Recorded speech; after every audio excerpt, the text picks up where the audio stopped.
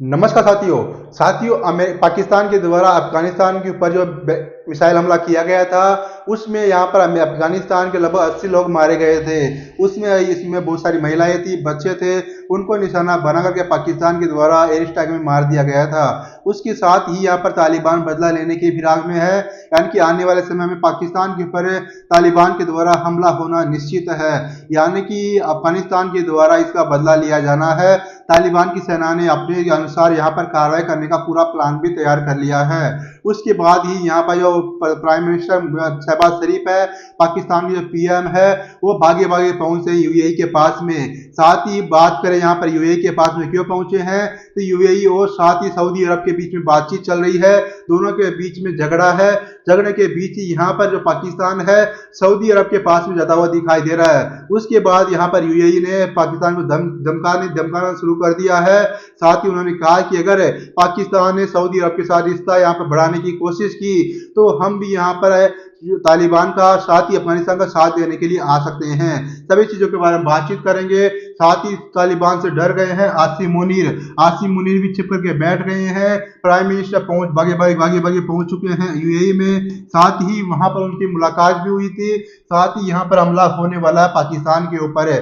ऐसा कहा जा रहा है कि पाकिस्तान ने जानबूझ करके अफगानिस्तान के महिला और बच्चों को टारगेट किया है, उनको यहाँ पर मौत के घाट उतार दिया गया है। साथ ही यहाँ पर एयर स्ट्राइक कर करके अफगानिस्तान के महिलाओं बच्चों को निशाना बनाया गया है। पाकिस्तान का जवाबी हमला करने को तैयार है तालिबान की सेना। उसके बाद में यहाँ पर कतर पहुंच गई है पाकिस्तान के प्राइम मिनिस्टर शहबाज शरीफ है। पाकिस्तान के प्रधानमंत्री शहबाज शरीफ अचानक से कतर के दौरे पर पहुंचे हैं। पाकिस्तानी वायुसेना ने अफगानिस्तान के अंदर हवाई हमला किया है, जिससे कि दोनों देशों के बीच में भारी तनाव है, लड़ाई है। साथ ही पाकिस्तान सेना ने अफगानिस्तान में हवाई हमला करने के बाद से दोनों देशों के बीच में तनाव अपने चरम पर है। तालिबानी सेना पलटवार के लिए खुद को तैयार कर रही है। साथ ही डूरंड लाइन के पास तालिबानी सेना का जमावड़ा भी लग रहा है। इस हमले में एक ही परिवार के 17 लोग मारे गए हैं, जिसकी दुनिया भर में आलोचना भी हो रही है। वही खुफिया सूत्रों का कहना है कि पाकिस्तानी सेना इस हमले में बुरी तरह से फेल साबित हुई है। तहरीक तालिबान पाकिस्तान की यानी कि टीटीपी के किसी भी बड़े कमांडर को मार नहीं पाई है। अब तालिबान की जवाबी हमले के डर से पाकिस्तानी घबराया हुआ है और पीएम शहबाज शरीफ अचानक से कतर के दौरे पर पहुंच चुके हैं।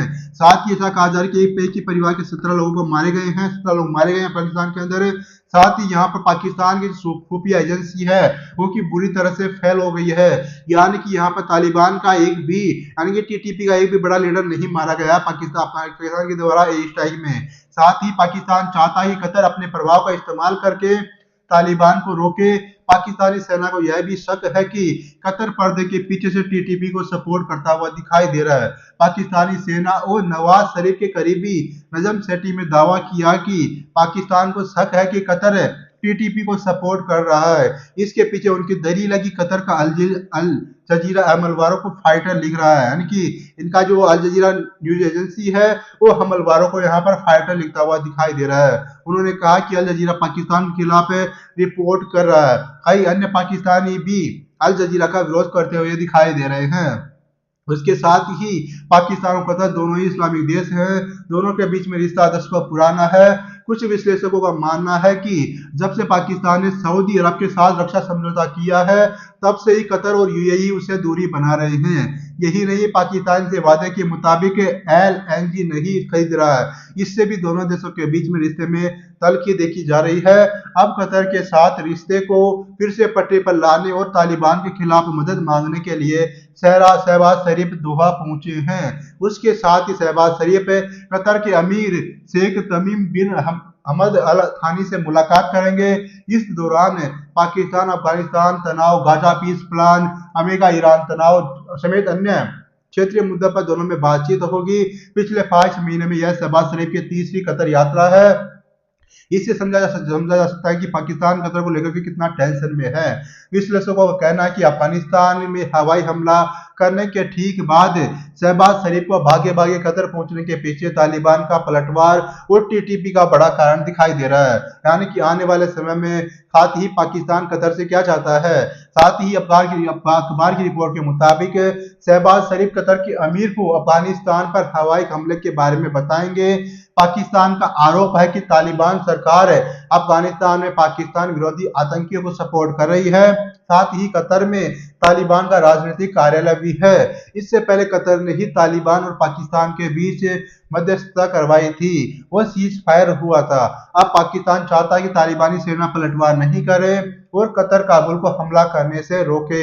इसके लिए यहाँ पर कतर पहुंच चुके थे। उसके साथ ही आने वाले समय में पाकिस्तान और तालिबान में फिर से जंग होने वाली है। अफगानिस्तान में हमला करके मुनी ने बड़ी गलती कर दी है। साथ ही एक्सपर्ट इसे बड़ी गलती मान रहे हैं। इसके साथ ही यहाँ पर पाकिस्तान का खुफिया एजेंसी बिल्कुल पूरी तरह से फेल हो गया था, यानी कि टीटीपी का एक भी कमांडर नहीं मारा गया। अब पाकिस्तान की इस हवाई हमले में यानी कि एयर स्ट्राइक में यहाँ पर अफगानिस्तान के महिलाएं और बच्चे मारे गए हैं। साथ ही पाकिस्तान और अफगानिस्तान वापिस से सैन्य टकराव के मुहाने पर खड़े हुए दिखाई दे रहे हैं। पाकिस्तान की सेना फाइटर जेट भेजकर अफगानिस्तान के अंदर 7 ठिकानों पर हमले किए थे। पाकिस्तान ने इसे पाकिस्तानी तालिबान यानी कि टीटीपी और इस्लामिक स्टेट के आतंकवादियों के खिलाफ कार्रवाई बताया था। अफगानिस्तान पर शासन करने वाले तालिबान ने इसे आम लोगों पर ही किया हमला बताया है और चेतावनी दी कि वह पाकिस्तान को इसका जवाब देगा। अफगानिस्तान और पाकिस्तान के मामले के जानकार लोगों का कहना है कि एक दूसरे के खिलाफ लगातार सैन्य कार्रवाई से सशक्त टकराव का खतरा है, यानी कि दोनों देशों के बीच में आने वाले समय में युद्ध हो सकता है। उसके साथ ही पाकिस्तान के सूचना मंत्री अताउल्लाह तरार ने बताया कि रात भर चले हमले में पाकिस्तान के अंदर 7 ठिकानों को निशाना बनाया गया था। इस कार्रवाई को पाकिस्तान के अंदर हाल के चरमपंथी हमलों का जवाब बताया गया है। साथ ही एक पाकिस्तानी सुरक्षा अधिकारी ने कहा कि एयर स्ट्राइक में 80 से ज्यादा चरमपंथी मारे गए थे, लेकिन अफगानिस्तान की तालिबान सरकार के प्रवक्ता ने कहा कि इन हमलों में महिलाओं और बच्चों समेत दर्जनों लोग मारे गए हैं। यानी कि यहाँ पर महिलाओं और साथ ही यहाँ पर महिलाओं और बच्चों को निशाना पाकिस्तान के द्वारा बनाया गया है, जो कि एक बड़ा ही दर्दनाक बताया जाता है। यानी कि बच्चों को मारना कितना सही है, आपको क्या लगता है? अपनी राय कमेंट बॉक्स में जरूर से जरूर बता दीजिएगा। साथ ही पाकिस्तान के राष्ट्रपति आसिफ अली जरदारी ने एक बयान में कहा कि पाकिस्तान की हालिया कार्रवाई सीमा पार में होने वाले आतंकवाद को लेकर बार बार दी गई चेतावनी के बाद की गई है, जिन पर ध्यान नहीं दिया गया था। साथ ही जरदारी ने कहा कि तालिबान के शासन ने अफगानिस्तान में 9/11 से पहले वाला या उससे भी बुरी हालात बना दिए हैं। उन्होंने चेतावनी दी कि अगर पाकिस्तान के अंदर खून खराब जारी रहा तो जिम्मेदार लोग पांव से बाहर नहीं होंगे। ऐसा पाकिस्तान के द्वारा इनको जवाब दिया गया है। लेकिन आने वाले समय में अफगानिस्तान पाकिस्तान के इलाके में स्वतंत्र सिक्योरिटी रिसर्चर अब्दुल सईद ने अरब न्यूज से कहा कि पाकिस्तान आगे भी हवाई हमले कर सकता है।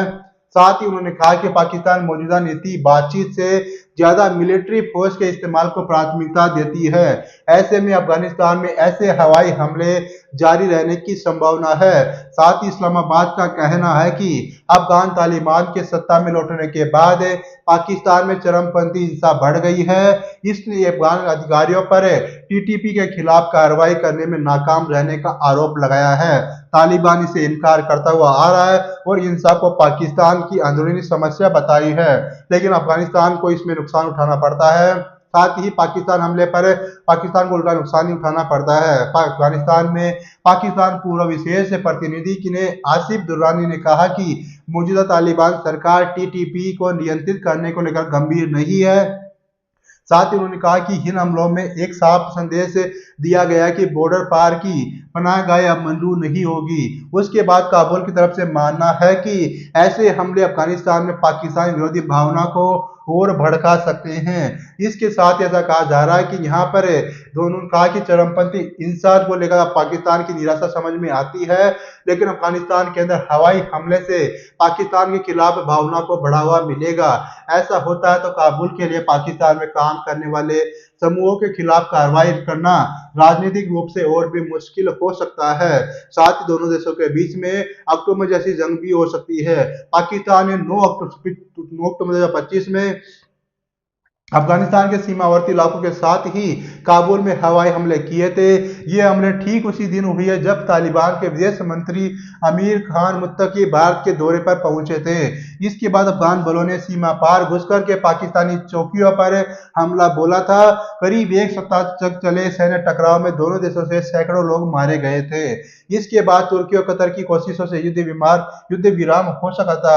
वैसी ही टकराव अब वापस से देखने को मिल सकती है। तालिबान ने यहाँ पर साफ कह दिया है कि तालिबान ने यहाँ पर साफ कह दिया कि आने वाले समय में पाकिस्तान के ऊपर बड़ा ही एक्शन लिया जाएगा, क्योंकि उन्होंने हमारे मासूम लोगों को मारा है। यहाँ पर 80 लोगों को मार गिराया गया है, 80 से ज्यादा लोग मारे गए हैं। पाकिस्तान की एयर स्ट्राइक में यहाँ पर महिलाओं और बच्चों को ज्यादा से ज्यादा मौत के घाट उतारा गया है। यानी कि पाकिस्तान के द्वारा इस स्ट्राइक में यहाँ महिलाओं और बच्चों को निशाना बनाया गया है। उसके साथ ही यहाँ पर टीटीपी का एक भी बड़ा अधिकारी या फिर बड़ा कमांडर नहीं मारा गया है।